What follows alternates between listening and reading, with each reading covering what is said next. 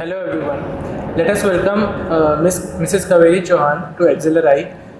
She's a strategic HR leader at Kyndryl and a recognized business woman under 40 honoree. She is also the women chair for India at her organization, passionate about shaping future-ready organizations through transformation and a commitment to diversity and equity. Welcome to Accelerate, ma'am. Hi Shiddish, good evening. How are you doing? I'm doing good, ma'am. All good? How did you like the campus? Oh, superb, lovely. Had a great time. An amazing round table, fantastic moderator, and kudos to all of you. You've organized it really well. Thank you, ma'am. And how did you like Jamshedpur compared to Oh, Gurgaon? superb. So I think this is the first time that I'm here and I'm absolutely loving it. The weather was really nice. Past 2 days it's been raining, right? Yes, ma'am. So yeah, having the great time. Yeah. Sure. So let's start with the Q&A. So ma'am, to start, could you walk us through your career journey and what initially drew you up to the field of human resources? Okay. So a very tricky question, but very close to my heart. I've actually, Kshitij, been the underdog in my family always, so I was not the typical topper that, one sees at schools or colleges, right? I was more into the extracurriculars, be it swimming, sports, anchoring, dancing. So, and that really helped, in my well-rounded personality as well. My father was in the government, and so we had he had a transferable job, and we would move every 3-4 years. That really helped in making me adaptable and opening my eyes to different kind of cultures that are there in India, right? So I've lived in the south, the north, west, east, and all of that, right? So it's been an amazing journey, and yeah, I mean, to just go back a little, since I was very adaptable, and I was always the problem solver between my friends and families as well. I had actually applied for I'm actually a master's in marketing as well, so I'm a MCom in marketing, and I had actually applied to all the other organizations, and then I actually cracked the TISNET, and I realized, oh my god, TIS is a great opportunity, provided the kind of internship opportunities that are there and the exposure, faculty, and all of that. So I said, why not go for it? And so yeah, I think HR was more of a destiny for me, and that's how I landed up there. Sure, ma'am. That's great to know. As a child, what was your favorite sport? You said you were into sports. So what was your favorite sport? So I was actually a sprinter when I was in the younger days, and I used to win a lot of awards and medals and all of that, in the relay field as well. So more of a sprinter, and 500 and 100 meter swimming was, one of my top things. Yeah. Moving on, what's a people decision you took that looked risky on day one, but proved absolutely right on day 365? Very interesting question. So I'll tell you, in the career journey that I've had, right, I love working with the Gen Zs and the younger generation, because, they're the ones who actually, show you the mirror. They're very vocal about their opinions, and I love that completely about them. So in one of the organizations, I was actually launching the largest HRMS integration in the NBFC sector in India. And I was told that, now, you'll have to have all the, 15 plus years of experience folks and all of that. And, they're going to be helping you, right? And I said, no, you know what, I'm going to take in the younger generation. So you won't believe, Kshitij, I actually had, kids from BITS Pilani, the TIS, IIMs, all fresh out of the college. And, a project which was supposed to be done in 2 years' time, I did it with my, bunch of homies and freshers in just 6 months. So, that was a revolution, and of course, a risk that I took, and it literally paid off. So, yeah. That's quite an experience for the newcomers also. Absolutely. Yeah, I know. So, being recognized in Economic Times BW 40 under 40 is a strong testament to your leadership. What role do you think recognition and visibility play in strengthening employee engagement and a sense of community? Okay. So I'll tell you, like I said, I was an underdog, right?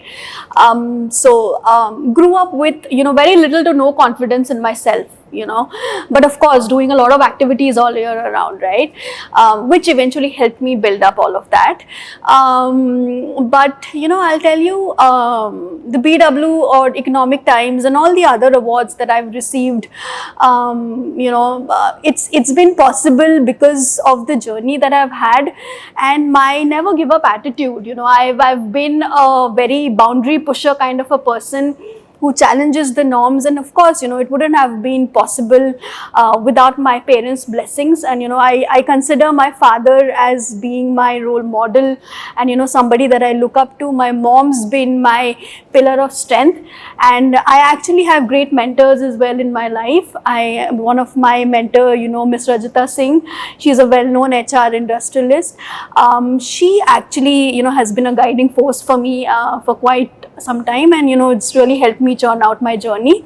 And of course, then you have your brothers, and my husband's been a great support. So I think it's the family, we fall back on our family, and that's when everything's right at home and at the office workplace, that's when you can head on to other things in life, right? But to answer your question, on the recognition part, it's very important. Why do organizations apply for, Great Place to Work certificates, or say Ambition Box, or say, the HRO awards or the other things, right? It's because when somebody wins a particular award, it speaks about the hard work that's done. It talks about the best practices in the organization, or something that the person went extra mile and did it, right? So yeah, I think the chase has been to redeem my younger self, maybe. Yeah. Sure, ma'am. I believe that recognition also motivates you to further achieve and continue that hard work you are putting in. Absolutely, it builds your EVP, right? I mean, when you go at campuses, if you've not won great awards, of course, culturally, it needs to be imbibed internally as well. But awards do speak for themselves, right? And I would actually want to quote one thing, in terms of the recognition aspect, right? We know internally, it motivates and, helps you stay consistent and, increase your productivity and all of that. But, there's one of the studies that says that, 50% of employees who've not been recognized in the last 1 year, they actually eventually resign. So that's how important recognition is. Definitely, ma'am. In my experience of over 5 years, in my last company, definitely I've found this very good initiative by them, that every quarter we used to have a rewards and recognition party, and where like every achiever was awarded, like on a monthly level as well as a quarterly level and an annual level. So that kind of I saw in my peers, we had a motivation to push ourselves to like get that recognition, be it small or be it big, it does not matter. But in a work environment, these small triggers are what motivates us to push harder. And you know what, Kshitij, adding to your point, superb point, just recollecting a thought, is that, your recognition doesn't really need to come from the manager, right? Could be from a peer as well. Sure. Could be 360 degree, could be from your client or your shareholders, or maybe a colleague in a different department, right? It adds a different spark, Definitely. So of course, yeah. So moving on, like the panel that you emphasize that culture is the new infrastructure. And at Kyndryl, how are you intentionally building a culture that goes beyond physical boundaries to truly foster inclusion and belonging? Okay. So I'll tell you, Kyndryl is the world's largest IT infrastructure company. Okay, we spun off from IBM 3 years back, and we're also the world's largest startup. Okay, culturally, it's one of the best companies to be in, and why I say that is, because we have employee resource groups, which we call our kingships. So what we do is, at the India level, we cater to the women kin, for which I am the chair, and there's one more counterpart, and then we have a sponsor as well, that's the executive. So there is PWD, which we say, as the true ability. Then there is the LGBTQ plus community, right? So we've undertaken a lot of initiatives under the guidance of our India CHRO, right? And of course, the global. So what we've done is, for women, I would like to highlight few of the amazing, policies that we have. One is, we have 2 menstruation leaves and menopause leaves that's granted to every woman and whoever needs it, right? So that's there. Apart from that, we also have a remote working option. So women, who've taken maternity break, taken a leave, and they want to come back, they want to, be available at home, take care of the child, the family, so they can opt for a full remote working option, provided the business and manager supports, right? But we are all out there for that. And we also have a lot of developmental programs for women that helps them, get onto the next level in the organization. Women actually, and I was just speaking about this, in the panel as well. It gets a little harder for women to ask for a promotion, right? But men do it upfront, right? And that's the reality And of it's life. because of the support from the women in their Yeah. life that Super, they yeah. get the confidence to Yeah. be show confidence in the environment they are working in, because they get the support from the people, family, women in their home. Yeah. That's what pushes them. So it's like having women in the workforce also is like pushing yourself. Even my mother was working at a very senior level. So Super. I've seen her working hard, demand for promotion, because my father was supporting. It's because of the family one pushes in the work environment. Yeah, that's true. But majority of them, feel reluctant to ask for a promotion, even if they deserve it. Okay, so we saw, post the developmental programs, a 30% increase in the promotions, eventually happened for the women community. And of course, we have other initiatives, which talks about the LGBTQ plus, where we have an open, advice column. So if somebody wants to talk about, how they're feeling, and, if they really feel belonging in the organization, how do you actually cut through the homophobia as well, right? So we answer all those questions in an open forum. So the leadership is out there walking the talk.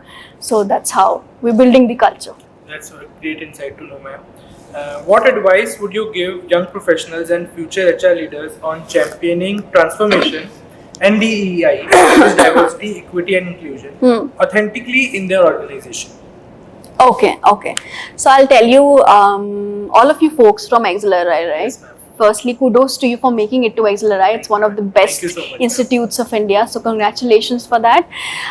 You're going to be the future leader, and you're going to be representing India globally as well, right? One thing that I say is, when we talk about the DEI front, right, there needs to be a lot of empathy that needs to come in, okay? So empathy is not a weakness, firstly. Okay, it's the most powerful tool or skill set that you will build over time, being a leader. So I would say, be an ally of folks who need your support, and champion DEI as much as you can, because inclusivity is the only way. Yeah. I could relate this with my experience as well.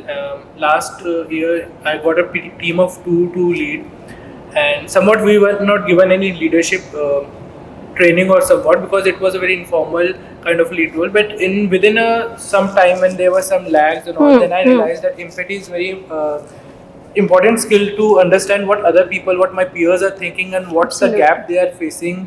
And without hearing their ideas or their emotions, we cannot process our work. The deadlines will be delayed unless we hear what they need as a resource, as well as the learnings they need. Somewhat it's just not the task to be done, it's the other person that needs to be taken care of to get that task done. I think the moment you become a great listener, right? Yeah, definitely. That's where you've kind of aced it. That follows in personal life as well as in professional life. Absolutely. So moving on to the last question, for the students of Excelerate, who are the next generation of HR leaders, what is the one area they should focus on developing to be successful in the field? You talked about empathy. What other skills should we adapt to, or we should be skill ourselves to lead in future? So I'll highlight few of the points, and it's going to be very inorganic. Okay, first is, now the industry is shifting from, say, the institute based model to a very skill based model and a competency based model. So everybody, including the leaders and folks, everybody in the organization needs to learn and unlearn and skill and certify themselves. Of course, with the advent of AI, there's no option left, you know. I mean, but there's one thing, you know, that I keep saying, that, you know, AI is not going to replace human. You know, it's the human who learns the AI best is going to replace the other human, right? So I would say, you know, these, and of course, be bold. Be bold in your approach, okay? No dream is too big to achieve, okay? And I would just want to add one more thing, is that, you know, there's this a recent quote that Zakir Hussain actually pointed out, and I was want to reiterate, is that, you know, हमने hard work करके देख लिया है, कुछ hard नहीं है, सब हो जाता है, ठीक है? तो लगे रहो, and if you are a hard worker, you will surely achieve the stars. Definitely. I mean, one of the speaker sessions we had previously, they also said that in the industry, like the product-based industry, the customers don't want a product now; they want an experience. So the job requirement for us is not the education or just the degree we have, but the skills the practical skills we bring. So thank you, ma'am. By this, I would like to thank ma'am for this insightful podcast and the panel session we had. Thanks, Kshitij. I had a lovely time. Thank you, ma'am. Thank you so much. Bye-bye.